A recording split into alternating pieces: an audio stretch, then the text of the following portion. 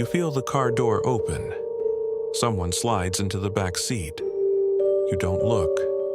You never look, not really.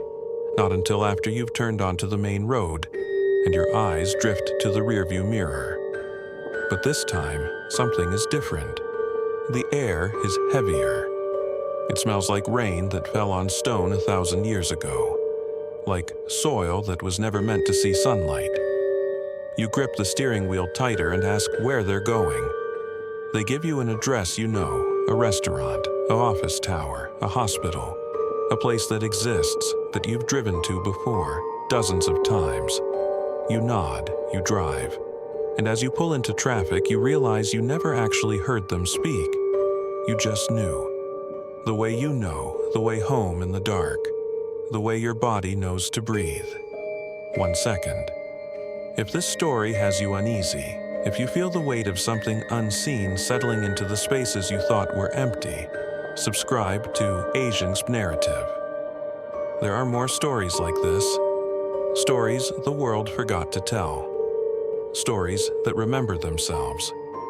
Now, back to the driver. Back to the passenger who was never there. This is how it begins for most drivers, not with screaming, not with a car that won't start or roads that loop back on themselves. It begins with a passenger you don't remember picking up, sitting in a back seat that was empty a moment ago, asking for a destination your tongue somehow already knows.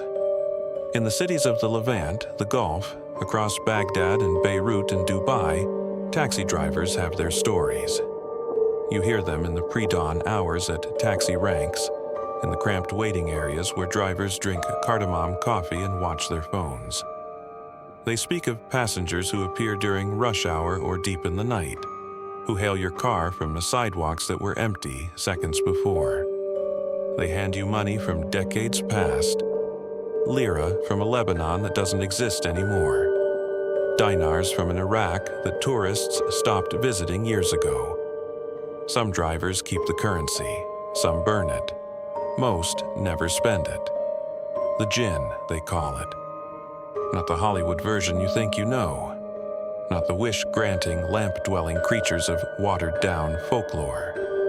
The real Jinn, as described in the Quran, in the Hadith, in the oral traditions passed down by sheikhs and grandmothers across the Islamic world.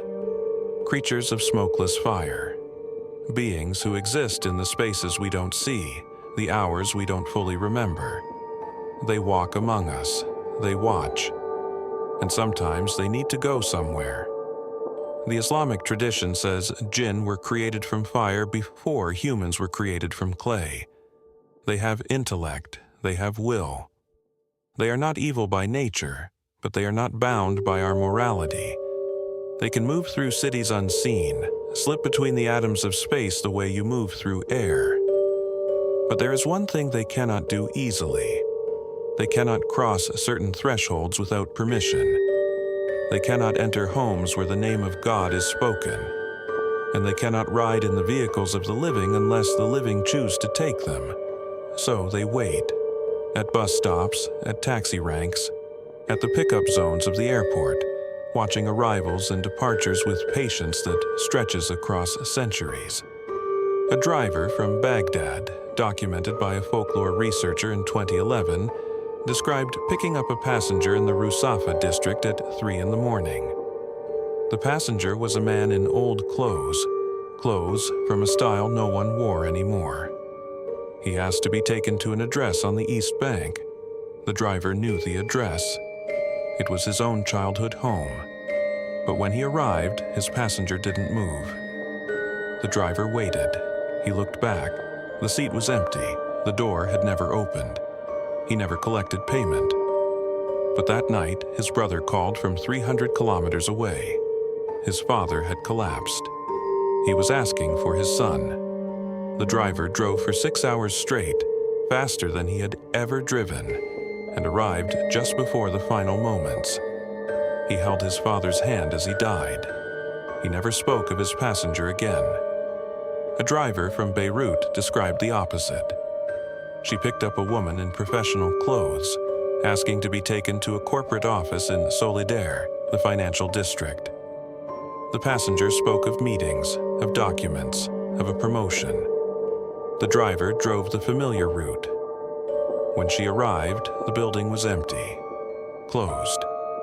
A sign on the door said it had been abandoned since the war. The driver looked in the mirror. The passenger was looking directly at her for the first time. She did not look away. She was beautiful and terrible. She said, "Thank you for taking me home." The driver felt something leave her car.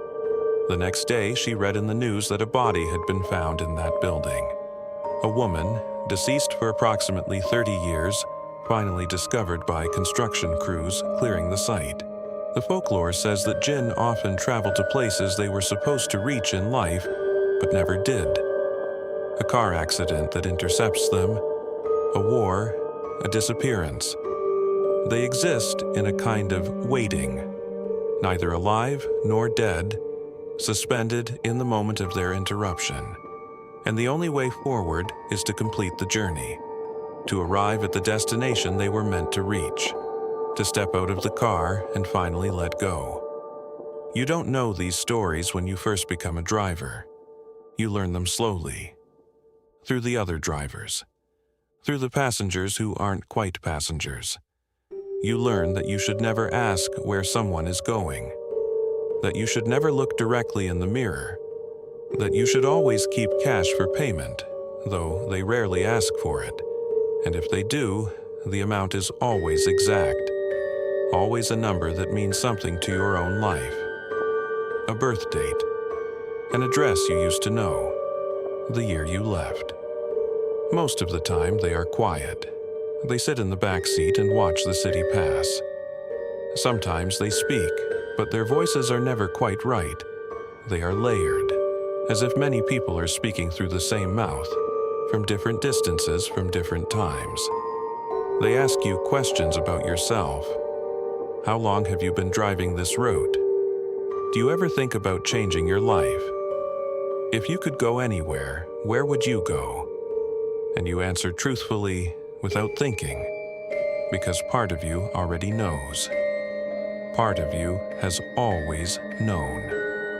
The part that wakes up sometimes in the middle of the night, dizzy with a memory of a conversation you had in your car, with a passenger you don't remember picking up.